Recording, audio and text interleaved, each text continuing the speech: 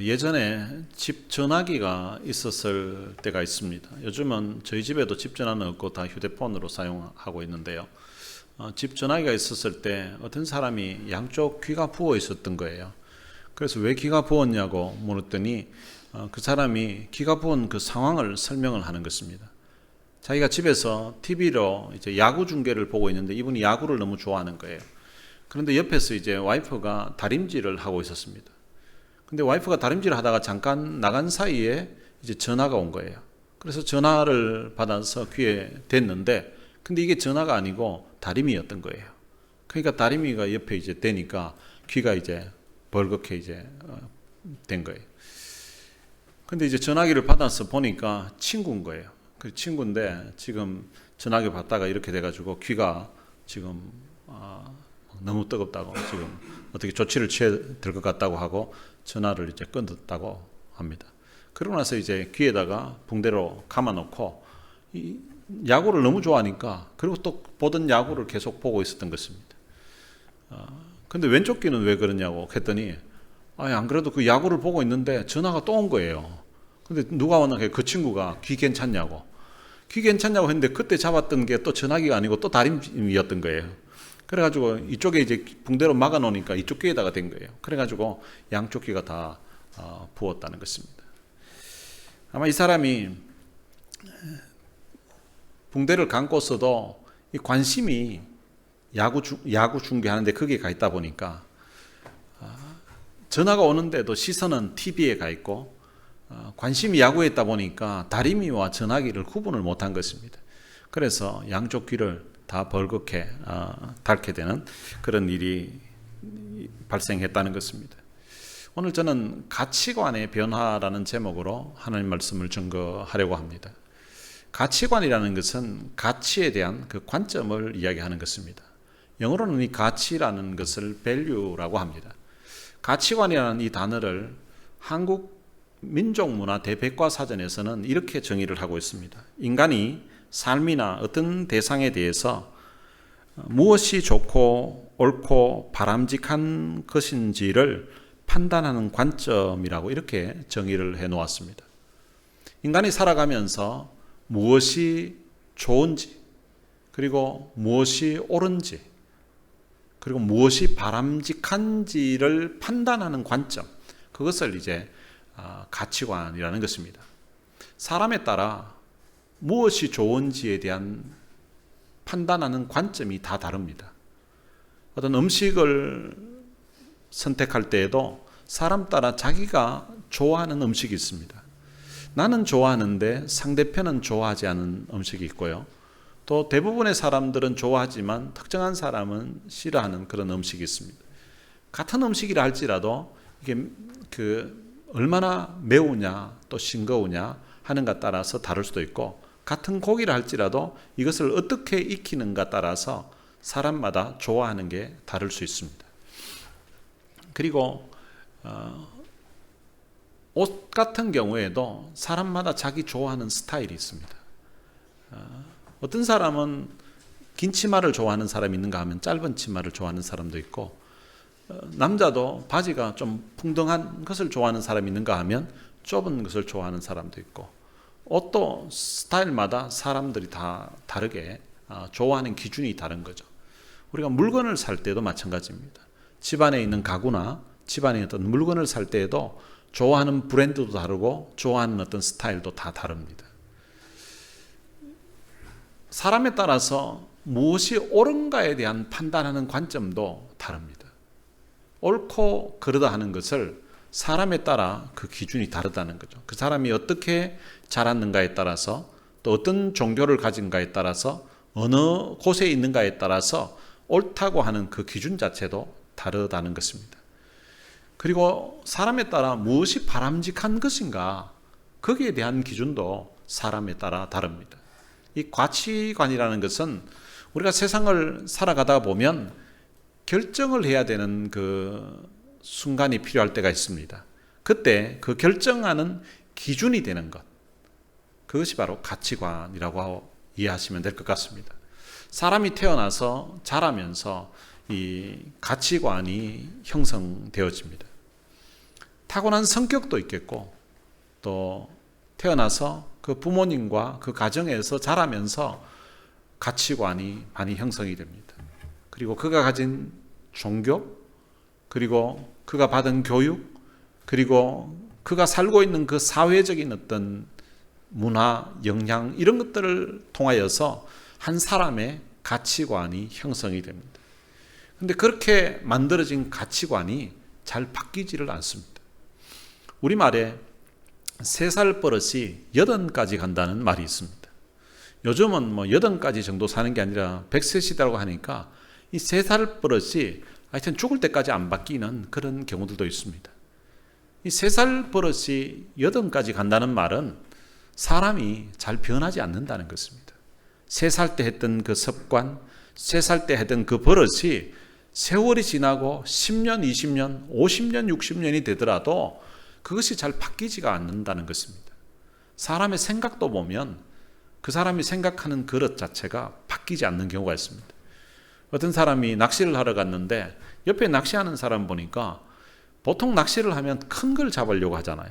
큰 걸 잡으면 자랑하고 이러는데 옆에 사람은 물고기를 이렇게 낚아가지고 큰 게 치수를 재가지고 크면 다시 돌려보내는 거예요. 물에다가 던져놓고. 근데 사이즈를 재보고 작은 것은 자기가 이제 집에 가져가려고 통에 넣는 거예요. 그게 이제 한 번이 아니라 계속 그렇게 하고 있는 거예요. 큰 거 잡으면 살려보내고 작은 거 잡으면 자기가 가져가겠다 넣고. 그래서 옆에 사람에게 물어봤습니다. 아니 사람들은 대부분 큰 물고기 잡으면 자기가 집에 가지고 가려고 하는데 당신은 왜 큰 거는 살려주고 작은 거는 왜 가져가려고 당신 통에 넣냐고 하니까 우리 집에 후라이팬이 요 사이즈라 가지고 이 후라이팬보다 큰 거는 집에 가서 못 구워 먹으니까 그 큰 거는 다 넣는다는 거예요. 이 사람이 후라이팬보다 크면 잘라서 요리를 하면 되잖아요. 근데 이 사람 생각에는 자른다는 그 생각 자체를 못 하는 거예요. 모르죠. 그 사람이 자기는 자른 거는 안 먹는다. 자기는 통째로 후라이해서 먹는다. 이래서 먹는지 그 사람의 어떤 생각 자체가 변하지를 않는 것입니다. 그 사람의 생각뿐만 아니라 말투도 잘 변하지 않습니다. 어떤 사람은 말투도 굉장히 기분 나쁘게 하는 사람이죠. 기분 나쁘게. 듣고 보면 바른 말인데 아주 기분 나쁘게 하는 사람이 있습니다. 그게 이제 부부간에도 그런 경우가 있죠. 부부간에 다툴 때 보면 이게 바른 말 한다고 대부분 바른 말을 해서 기분이 나빠요. 물론 어쩌다가 이렇게 사람에 따라 속여서 거짓말을 해서 아내가 남편이 기분 나쁜 경우도 있지만 바른 말을 했는데 기분을 나쁘게 하는 거예요. 바른 말을 했는데 똑같은 말인데도 들어보면 바른 말인데 짜증나게 만들고 기분 나쁘게 하는. 대부분의 사람들이 다투는 이유가 거짓말해서 기분 나쁘게 하는 것보다는 바른 말인데 상처를 주고 바른 말인데 기분 나쁘게 또 어떤 상황을 보지 않고 하는 말 때문에 기분이 나쁜 경우가 많습니다. 이 말투도 잘 변하지 않는 거예요. 습관도 잘 변하지 않습니다. 습관도. 부정적인 생각을 하는 사람은 늘 부정적인 생각을 합니다. 또 부정적인 말을 하는 사람은 늘 부정적인 말을 합니다. 부정적인 말을 하는 사람은 질문을 할 때도 늘 안 되는 쪽으로 묻습니다. 이거 안 되죠.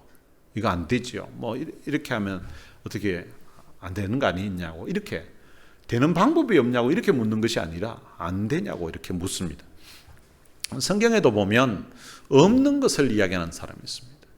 남편 선지자의 생도였는데 남편 죽고 없고 집에 돈도 없고 빚만 많이 있다고. 그런데 선지자는 그에게 네 집에 있는 것이 무엇이냐라고 그렇게 물었습니다. 모세는 자기는 나이도 늙었고 자기는 입술도 뻣뻣하고 둔하다고 했습니다. 그런데 하나님은 내 손에 있는 것이 무엇이냐라고 이렇게 묻습니다. 성경은 항상 있는 것이 무엇이냐고. 예수님도 제자들에게 베세다 광야에서 너희들이 이 사람들에게 먹을 것을 주라고. 주님 우리 없습니다. 돈도 없고요. 이 사람 다 먹이려고 그러면 200데나리온이 있어도 부족할 겁니다. 돈도 없고 떡도 없습니다. 어디 가서 이 많은 사람 먹일 떡이 있겠습니까? 예수님은 너희에게 있는 것이 무엇이냐라고 이렇게 묻습니다. 찾아보더니 안드레가 보리떡 5개와 물고기 2마리 가져왔습니다. 그런데 그 있는 것 가지고 5,000명을 먹이고 12광주리가 남는 그런 놀라운 역사가 일어났던 것입니다. 불평과 원망을 하는 사람은 늘 불평하고 늘 원망합니다. 지각하는 습관을 가진 사람은 늘 지각합니다. 이 사람이 좀처럼 잘 변하지 않는 것입니다. 사람의 관심 분야도 이 좀처럼 잘 변하지 않습니다. 그런데 이렇게 변하기가 쉽지 않은 사람이 변화될 때가 있습니다.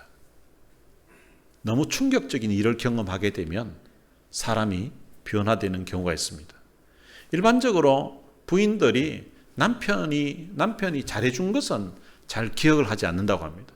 아니, 남편이면 그 정도는 당연히 해줘야지 이렇게 생각한다는 거예요. 그래서 잘해준 것은 그걸 당연하다고 생각하고 잘해준 것이 그렇게 고맙다는 생각을 안 하는 거예요.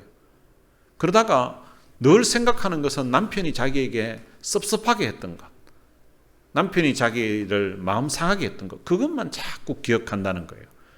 그렇게 지내다가 남편이 잘해준 것이 가슴 사무치도록 생각이 날 때가 있답니다. 언제 그 생각이 나는가 하면 남편 죽고 나서 그 생각이 난다는 것입니다. 갑자기 사랑하는 사람을 잃었을 때에 그 생각과 삶의 변화가 일어나는 경우들이 있습니다. 그리고 갑자기 자기가 소중하다고 생각하는 것을 잃어버리게 되었을 때에 변화의 현상이 나타나는 경우도 있습니다. 그런데 사랑하는 사람을 잃어버리지 않아도, 소중한 것을 잃어버리지 않아도 변화되는 경우가 있습니다.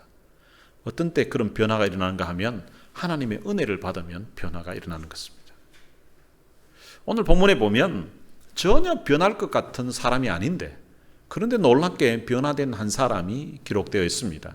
그 사람은 바울이라는 사람입니다. 이 사람이 어떻게 변화되었는지를 살펴보면서 함께 은혜를 나누기를 원합니다. 먼저 바울이 변화되기 전에 모습을 한번 살펴보려고 합니다. 바울은 그가 추구했던 것이 완전히 변화되었습니다. 바울은 과거에 그는 육체적인 것, 세상적인 것을 추구하면서 살았던 사람입니다. 바울은 과거에 육체적인 것, 세상적인 것을 열심히 추구하고 또 그것을 자랑하면서 살았던 사람입니다. 바울이 어떤 것을 자랑했는가가 오늘 본문에 보면 구체적으로 나와 있습니다. 그는 자신이 8일 만에 할례를 받았다는 사실을 자랑했습니다. 이스라엘 백성들은 태어나면 난지 8일 만에 할례를 받게끔 되어 있습니다. 모든 이스라엘 백성들이 다 8일 만에 할례를 받는가 하면 그렇지는 않습니다. 이스라엘 백성들 중에도 이삭의 후손이 있고 이스마엘의 후손이 있습니다. 이삭의 후손은 8일 만에 할례를 받는데 이스마엘의 후손은 13일 만에 할례를 받습니다. 자기가 8일 만에 할례를 받았다는 말은 아브라함의 적자였던 이삭의 후손이라는 이야기입니다. 그리고 이스라엘 백성들 중에는 순수 이스라엘 백성이 있는가 하면 이방인들 중에 개종한 사람들이 있습니다. 그런 개종한 사람들은 중간에 개종을 하면서 그들이 할례를 받게 됩니다. 그러니까 난지 8일 만에 할례를 받았다는 말은 이스마엘 후손들과도 다르고 이방인들과도 자기들이 다르다는 것입니다. 이 할례가 요즘식으로 하면 우리 세례라고 생각하시면 됩니다. 우리 세례도 보면 이제 나이가 만 14세 이상이 되어서 본인이 이제 예수를 믿고 세례를 받는 그런 경우도 있고, 이제 보통 모태신앙이라고 하죠. 부모님 중에 한 분이 예수님을 믿고 세례를 받았기 때문에 이제 자녀들이 이제 태어나면서부터 유아 세례를 받고 이렇게 한 사람들이 있습니다. 마치 이제 사도 바울은 자기는 부모님 쪽부터 신앙생활을 해서 나는 모태신앙이라고 이렇게 자랑하는 거예요. 그리고 두 번째로 그가 자랑한 것은 그가 이스라엘 족속인 것을 자랑했습니다. 이 이스라엘이라는 것은 야곱에게 하나님이 새로운 이름을 주신 거예요. 야곱은 속이는 사람, 사기치는 사람, 뭐 이런 의미가 있다면 이스라엘은 하나님이 다스린다는 뜻이에요. 하나님이 다스린다. 하나님이 통치하신다. 이 이스라엘이라는 이름은 하나님이 주셔서 하나님의 언약 백성이라는 그런 의미를 담고 있습니다. 그래서 자기는 이스라엘 족속이라는 것을 나는 이방인과는 다르다는 것을 자랑하면서 그렇게 살았습니다. 그리고 그는 베냐민 지파라는 것을 자랑했었습니다. 베냐민은 야곱의 부인이 4명이 있었는데 그 중에서 가장 사랑했던 라헬에 이제 의해서 태어난 자식, 그것이 이제 요셉과 베냐민이 있는데 바로 라헬 소생이라는 것입니다. 그러니까 야곱에게 가장 사랑을 많이 받았던 그 여인에게서 태어난 베냐민의 후손이라는 것입니다. 이 베냐민 지파는 역사적으로 보면 초대왕 사울이 베냐민 지파예요. 그러니까 우리 왕손이라는 그런 의미입니다. 우리 조상 중에 이스라엘의 초대 왕이 있었다는 거예요. 왕족이라는 것입니다.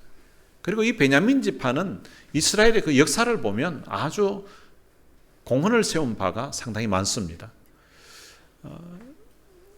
이스라엘이 이제 왕국이 분열되는 상황에 있을 때에 그때 다윗 편에 섰던 지파가 이 베냐민 지파예요. 그러니까 이 성경을 보면 다윗의 후손, 이 다윗이 정통 어떤 메시아가 오는 계열이기 때문에 이 다윗 편에 섰다는 것은 오른편에 섰다는 것고 또 하나님 편에 섰다는 그런 의미를 가지고 있습니다. 그리고 이스라엘의 그 나라가 이제 남유다가 망하게 되고 난 다음에 바벨론의 포로로 잡혀가게 되었습니다. 그런데 그 바벨론에서 포로로 잡혀가서 이제 거기에서 나라가 망할 수 있는 그런 상황이 벌어지게 되는데 에스더서에 보면 이 하만이라는 사람이 모든 이스라엘 유대인들을 다 아예 멸해버리려고 음모를 꾸몄습니다. 근데 그때 그 하만의 손에서 이스라엘 유대인들을 구한 사람이 나오는데 그 사람이 누군가 하면 모르드게와 에스더라는 사람입니다. 근데 이 모르드게와 이 에스더가 바로 베냐민 지파 사람이에요. 유다 민족이 멸망할 수 있는 그런 상황에서 유다 민족을 살렸던, 나라를 살린 거죠. 이스라엘이 있도록 만들었던 그런 공헌을 한 지파가 바로 이 베냐민 지파라는 것입니다. 우리도 보면 우리 조상들 중에 이렇게 훌륭한 사람이 있으면 참 좋잖아요. 이렇게 우리 조상들 중에 올라가면은 이씨 같으면 위에 왕이다 그러고 또 김씨 같으면 또 신라 쪽에 왕이다 그러고 어디 왕족이면 이렇게 우리 조상이 왕이다 하고 그런 게 있잖아요.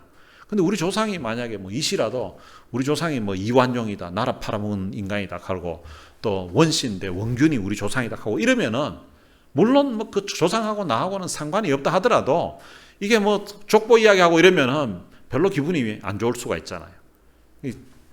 바울 같은 경우에는 바로 자기 지파가 이스라엘에 엄청난 영향력을 끼쳤던 그런 베냐민 지파라는 것입니다. 그래서 자기는 베냐민 지파라는 것을 자랑했습니다.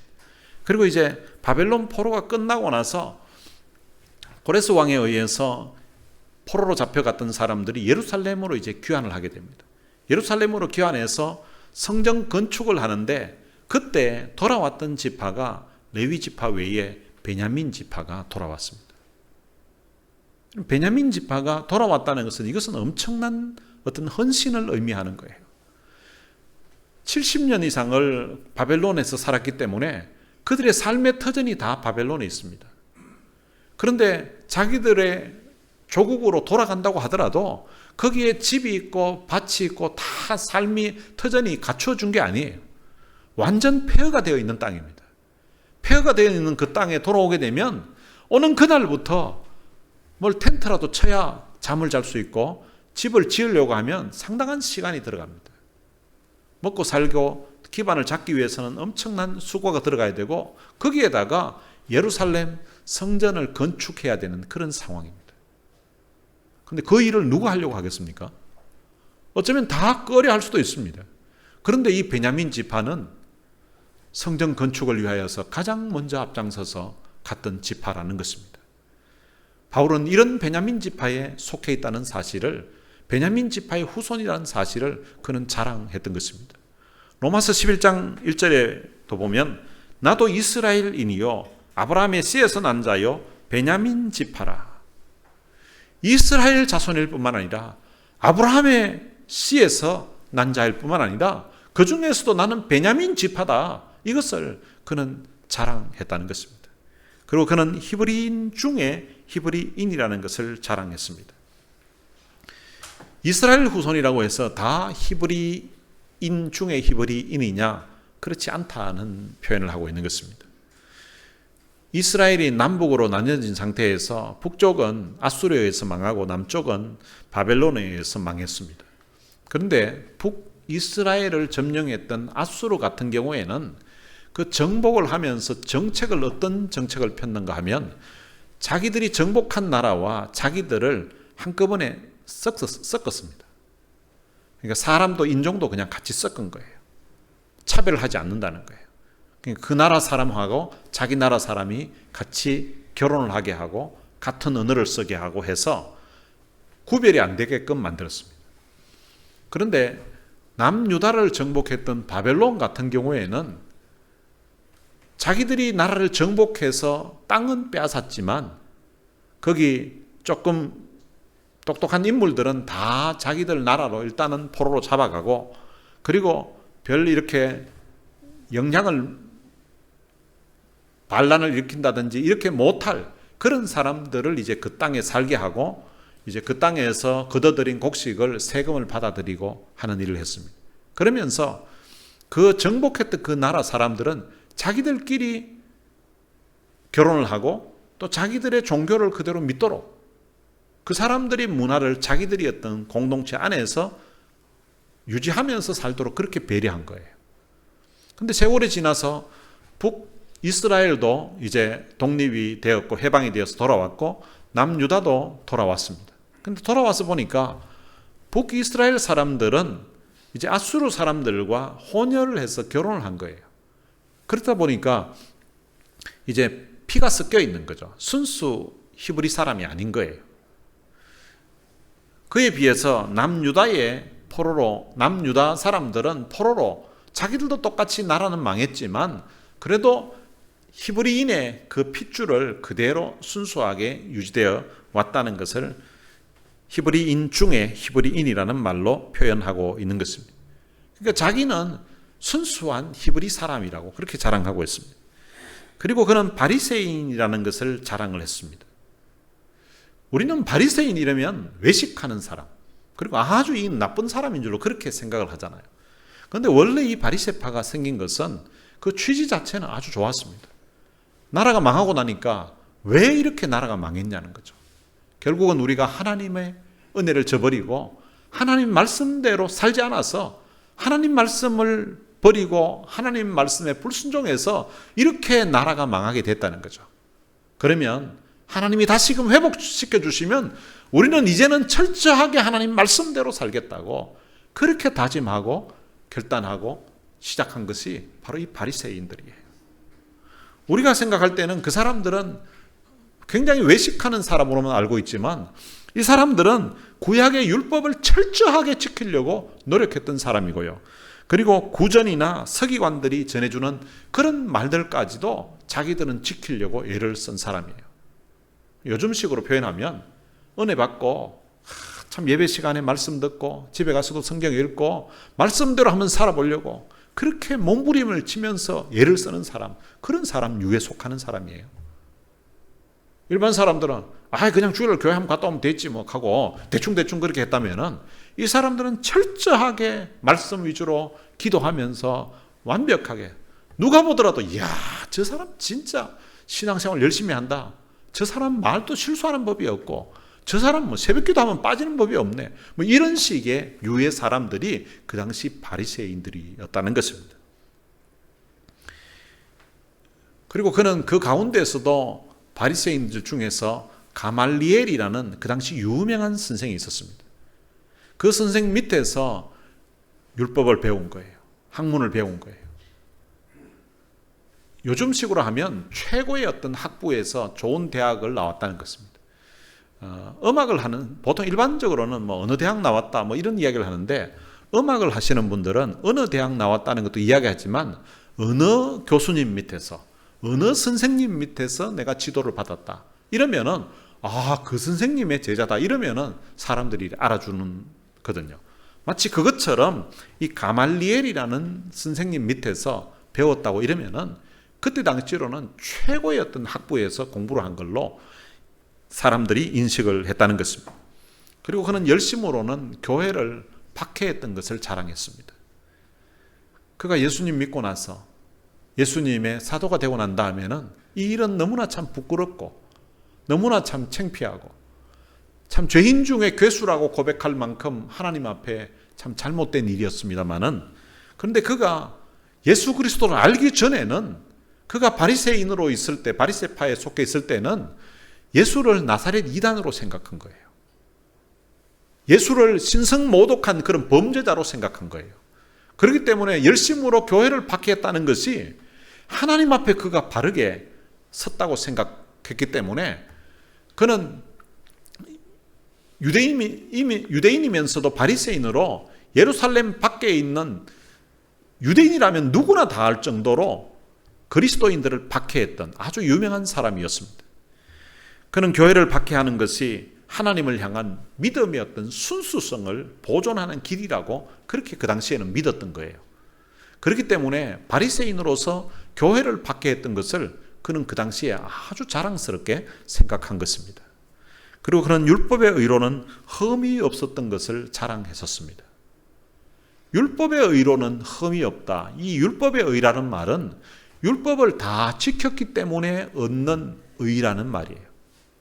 그런데 이것을 다른 사람이 이야기하는 것이 아니라 본인 스스로 율법의 의로는 흠이 없었다고 이렇게 고백할 정도 되면 얼마나 철저하게 율법을 지켰기 때문에 그렇겠습니까? 어떤 사람은 신앙생활 하면서도 자기는 참 술은 입에 한 모금도 대본 적이 없다고 이렇게 하고, 어릴 적부터 참 신앙생활하고 주일날 교회를 빠져본 적이 없다고 이렇게 이야기하는 사람이 있거든요. 그럼 저는 제가 술을 한번 입에 대본 적이 있었습니다. 제가 국민학교 5학년 때였는데 집에 손님이 왔다가 간 거예요. 손님이 왔다가 갔는데 거기 소주가 있더라고요. 이거 사람들이 왜 마시나 싶어가지고 약간 입에 한번 대보니까 맛이 영 내가 마실 건 아니다 싶은 생각이 들었습니다. 근데 제 같은 경우는 이제 술을 맛을 봤잖아요. 제가 뭐 마셨다는 거 하기보다 맛을 본 거예요. 그럼 나는 술을 입에도 안 댔다는 이런 말을 못 하는 거죠. 그런데 술은 입에도 안 댔고 자기는 철저하게 믿음으로 살았다고 이렇게 고백하면서 자랑하는 그런 사람들이 있다는 것입니다. 사도 바울이 그런 유에 해당되는 사람이었습니다. 바울은 예수 그리스도를 만나기 전에는 앞에 지금 언급했던 이런 것들을 자기의 자랑으로 생각하면서 살았다는 것입니다. 오늘날에도 사람들이 추구하고 사람들이 자랑하는 것들이 있습니다. 오늘날에는 어떤 것을 주로 자랑하느냐? 아마 재산 많은 게 자랑거리인 것 같아요. 내가 이만큼 잘 산다. 부를 자랑합니다. 그래서 새해에 보면 인사할 때도 부자 되세요라고 이렇게 인사하시는 분도 있더라고요.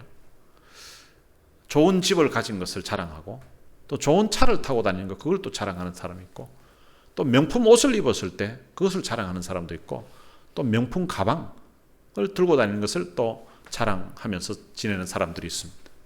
또 오늘날에 그 당시처럼 자신의 어떤 학벌을 자랑하는 사람도 있습니다. 자기가 좋은 대학을 나왔고 그리고 자기가 참 많은 것을 배운 것을 자랑하는 그런 사람들도 있습니다.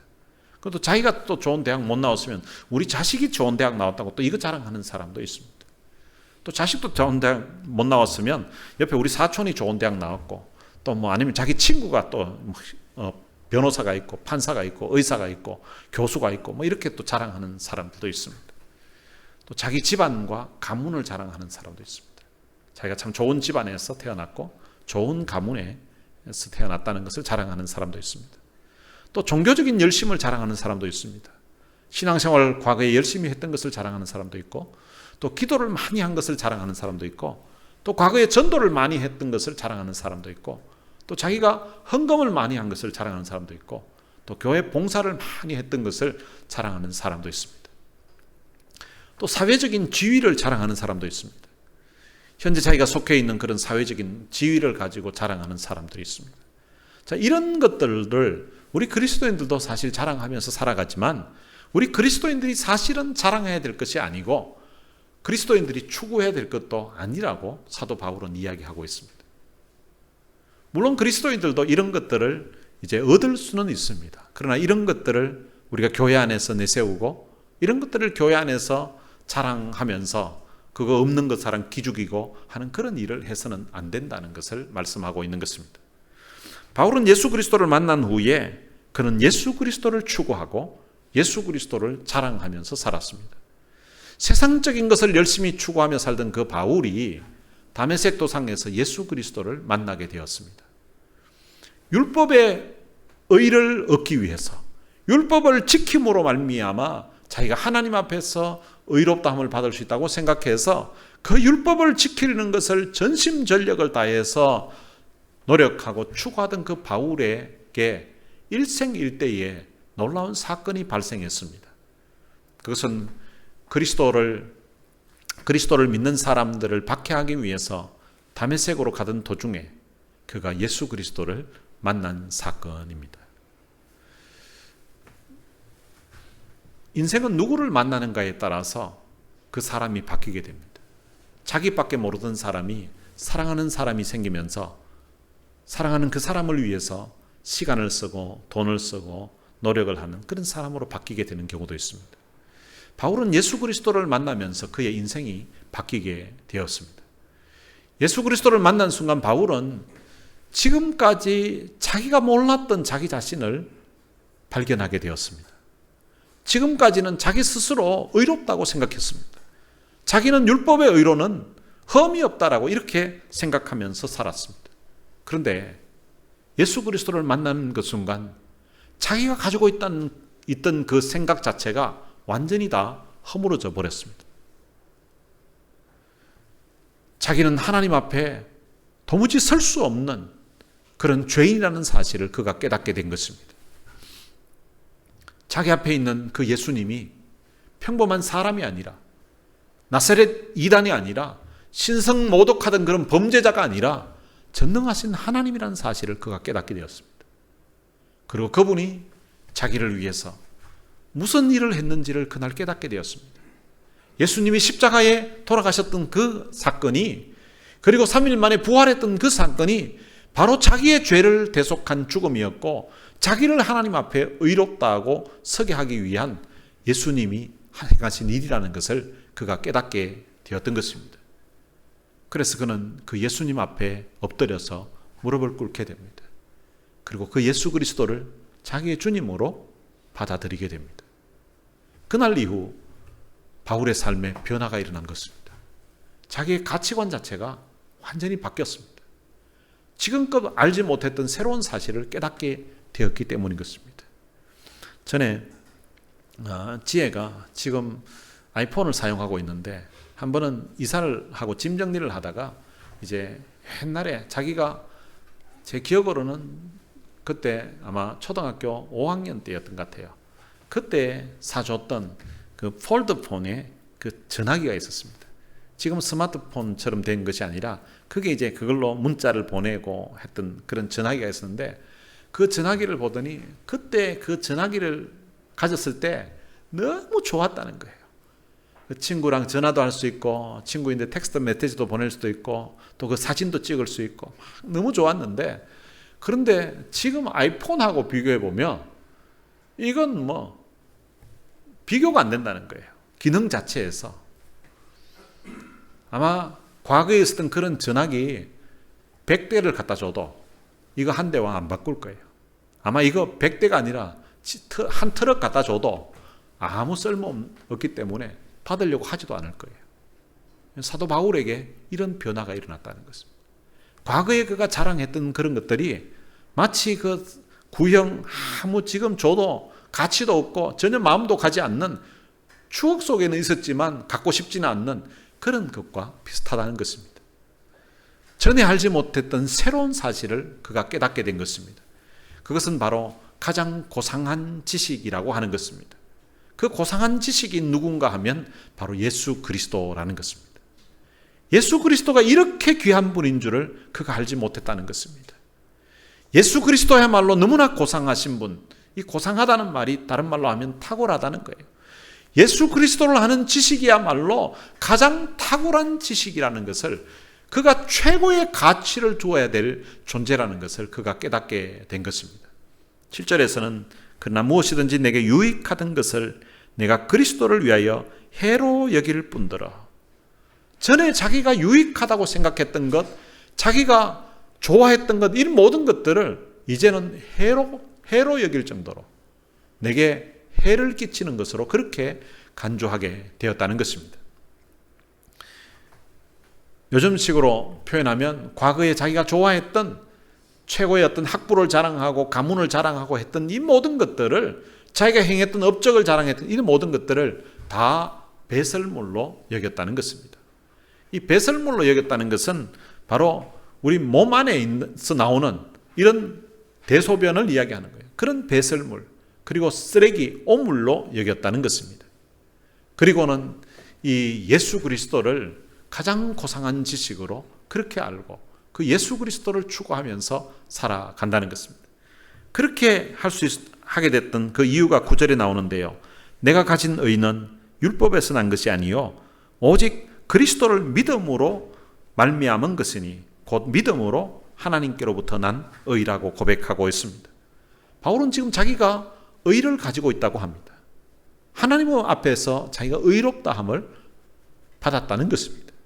그런데 이것이 율법에서 난 것이 아니라고 합니다. 자기가 전에 율법을 다 지켜서 율법에 의하면 나는 의롭다고 이렇게 고백했던 그 의가 아니라는 것입니다. 이 말은 자신의 행위로 말미암아 온 것이 아니라는 것입니다. 이것은 오직 그리스도를 믿음으로 의를 소유하게 되었다는 것입니다. 이 의가, 그 근거가 자기 자신에게 있는 것이 아니라 하나님께로부터 왔다라고 그렇게 고백을 하고 있습니다. 하나님 앞에 의롭다고 인정받을 수 있는 길은 자신이 노력해서 자신이 율법을 다 지켜서 얻을 수 있는 것이 아니라 십자가에 자기 죄를 담당하시고 십자가에 돌아가셨던 그 예수 그리스도를 믿음으로 하나님 앞에 의롭다고 인정받을 수 있다는 것을 말하는 것입니다. 이 믿음으로 의롭다함을 받았다는 말은 행위와는 반대되는 개념입니다. 그런데 성경은 이 믿음마저도 하나님의 선물이라고 그렇게 말씀하고 있습니다. 에베소서 2장 8절에 보면 너희는 그 은혜에 의하여 믿음으로 말미암아 구원을 받았으니 이것이 너희에게서 난 것이 아니요 하나님의 선물이라. 우리가 믿음으로 구원을 받았다고 하는데 이 믿음마저도 하나님이 우리에게 주신 선물이라는 것입니다. 내가 우리식으로 표현하면 내가 언제 예수님을 믿었다라고 그렇게 표현하는데, 근데 사실은 하나님께서 우리의 마음에 마음문을 열어주시고 성령님께서 우리 마음에 감동을 주셔서 예수 그리스도에 대한 그 복음을 들을 때에 그것이 믿어지도록 역사하셨다는 것입니다. 그러니까 이 믿음으로 구원받았다는 것은 내 힘이 아니라 하나님에 의해서 하나님의 은혜로 구원받았다는 것입니다. 하나님의 은혜로 구원받았다는 이 사실이 바울의 인생을 바꾸어 놓았습니다.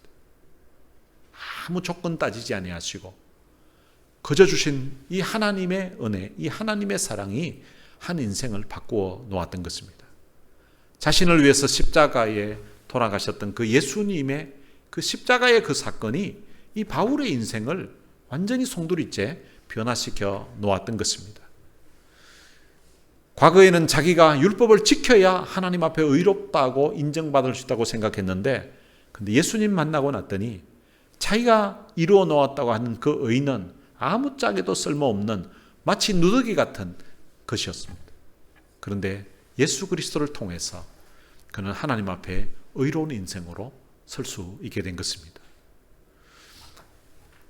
예수님의 그 십자가의 그 보혈의 피가 사도 바울을 의롭게 만들었던 것처럼 오늘 우리들도 바로 의롭게 만들어 주신 것입니다.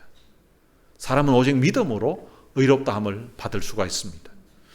한자로 의롭다고 할 때 그 의자를 보면 위에 양자가 있고 밑에는 나자가 있습니다. 양자 밑에 내가 있으면 의롭다는 것입니다. 성경에서는 양이라고 하면 하나님의 어린 양 되신 예수님을 의미합니다. 예수님 밑에 내가 들어가게 되면 의롭게 된다는 것입니다. 우리는 우리의 어떤 행위가 아니라 예수님이 십자가에 우리의 모든 죄를 담당하시고 돌아가심으로 말미암아 우리가 하나님 앞에서 의롭다함을 받게 된 것입니다. 사도 바울이 이 사실을 깨닫고 나서 그의 가치관 자체가 완전히 바뀌어버린 것입니다. 그리고 예수 그리스도를 위해서 살게 되었던 것입니다. 오늘 우리들도 하나님께 받은 이 귀한 사랑, 이 귀한 은혜를 생각하면서 우리가 예수 그리스도를 믿게 되었다는 이 사실이 너무나 큰 은혜요 축복임을 깨닫고서 이 은혜 받고서 이 축복을 받고서 변화되었던 그 바울처럼 오늘 우리 인생도 오늘 우리의 가치관도 변화되어서 예수 그리스도를 위해서 하나님의 영광을 위해서 남은 생애를 살아가게 되시기를 주님의 이름으로 축원합니다. 오늘 들은 말씀 생각하면서 찬양을 같이 한 곡 부르겠습니다. 이전엔 왜 모르고 있었을까라는 찬양입니다. 이전엔 왜 모르고 있었을까? 주님이 주신 이 기쁨. 이전엔 왜 모르고 살았을까? 주님이 주신 이 사랑. 가사의 의미를 생각하면서 함께 찬양하시겠습니다.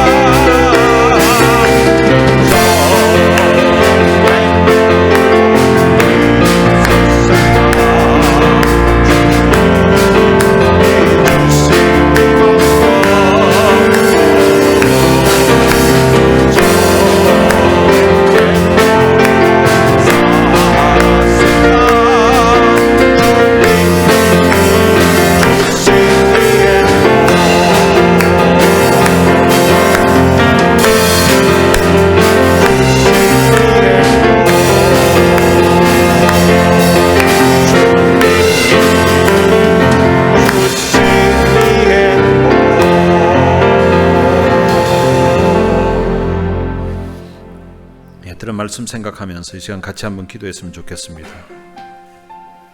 세상적인 것 추구하면서 살았던 사도 바울이 예수님 만나고 그의 삶에 그의 가치관에 놀라운 변화가 일어났던 것처럼 하나님, 내 인생도 내 삶에도 이런 변화 있게 하여 주옵소서.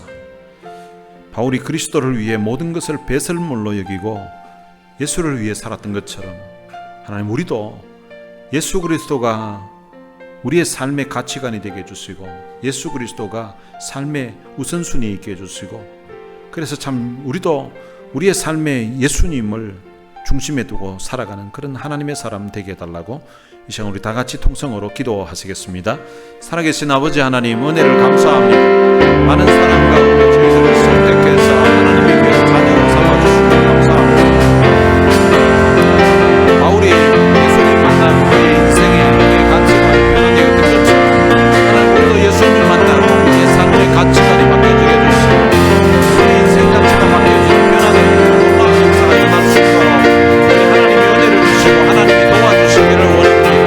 자비하신 아버지 하나님, 우리의 삶의 주님 있어서 우선순위가 바뀌어지게 해주시고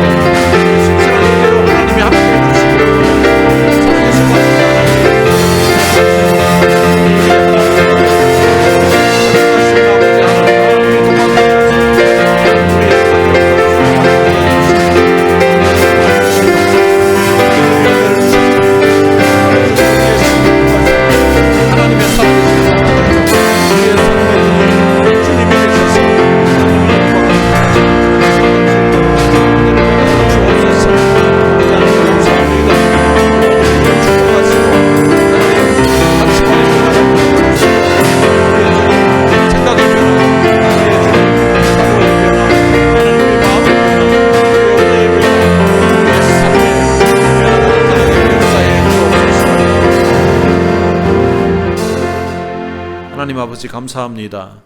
예수님 만나고서 그의 가치관과 그의 인생이 송두리째 변화되었던 바울처럼 오늘 우리도 예수님 만나고 우리의 생각이 변화되게 해주시고 우리의 마음이 변화되게 해주시고 우리의 언어가 변화되게 해주시고 우리의 사람 됨됨이가 변화되는 그런 놀라운 역사가 일어나게 하여 주옵소서.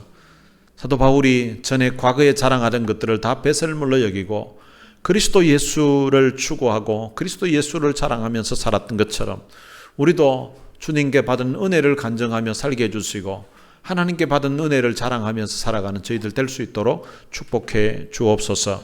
우리 주 예수 그리스도의 은혜와 하나님의 무한하신 사랑과 성령님의 위로교통 충만하심이 오늘 우리도 은혜 받고 변화되어서 우리의 삶의 우선순위가 주님께 있고 우리의 삶을 통하여서 주님의 영광을 나타내고 또한 하나님께 영광 돌리며 살기를 소원하는 하나님의 귀한 자녀들 머리 위에 이제로부터 영원토록 함께 있을지어다. 아멘.